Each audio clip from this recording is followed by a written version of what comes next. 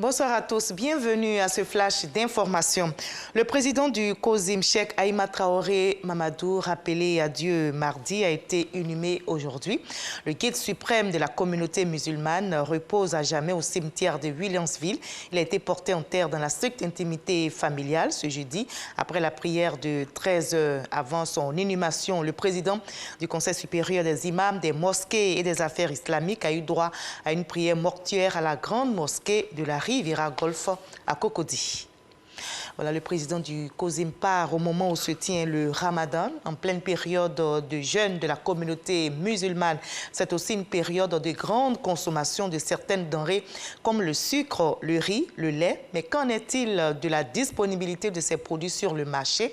Le ministre du Commerce et de l'Industrie, Souleymane Derassouba, est en visite de terrain pour se faire une idée de l'approvisionnement en qualité et en quantité de ces denrées de première nécessité.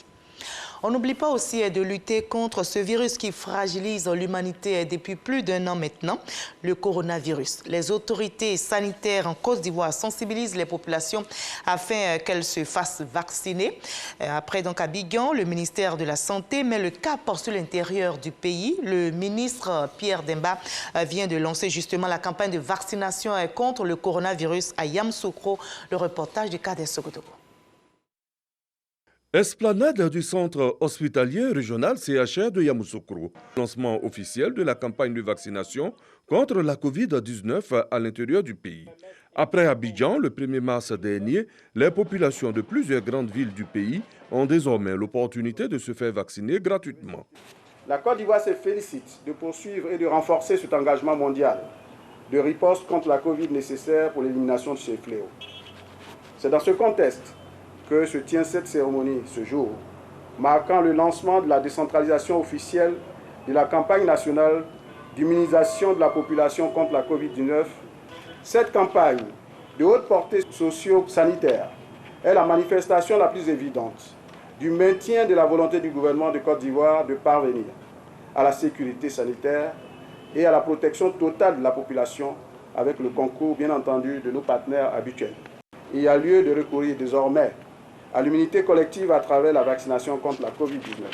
Tour à tour, chefs traditionnels, guides religieux, forces de défense et de sécurité vont recevoir leur première dose avant de revenir dans un mois.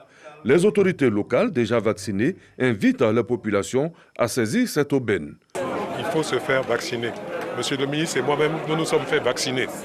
Donc nous ne vous disons pas de faire quelque chose que nous ne faisons pas. Et j'invite les populations de Yamoussoukro à se faire vacciner massivement. Nous sommes privilégiés parce que nous faisons partie des premières villes en Côte d'Ivoire qui bénéficient de cette décentralisation. Donc à la suite de monsieur le gouverneur, je voulais remercier monsieur le Premier ministre, monsieur le ministre et surtout le saluer et le féliciter. À ce jour, plus de 76 000 personnes se sont faites vacciner en Côte d'Ivoire. Yamoussoukro bénéficie de 10 000 doses.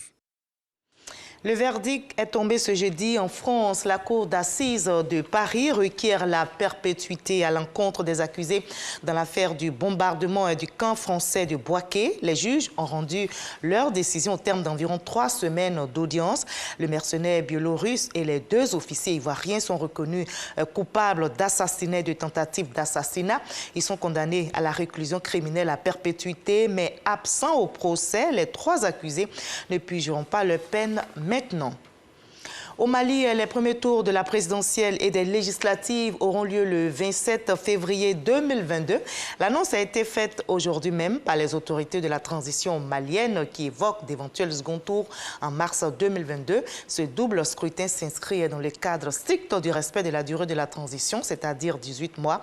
La présidentielle et les législatives seront précédées le 31 octobre par un référendum qui doit permettre une révision de la Constitution. En Haïti, 3 jours après l'enlèvement de 7 religieux, dont 2 Français, la conférence des évêques annonce une grève. Elle a débuté aujourd'hui. Les religieux protestent contre l'insécurité. Un mouvement inédit dans le pays au lendemain de la nomination du nouveau Premier ministre.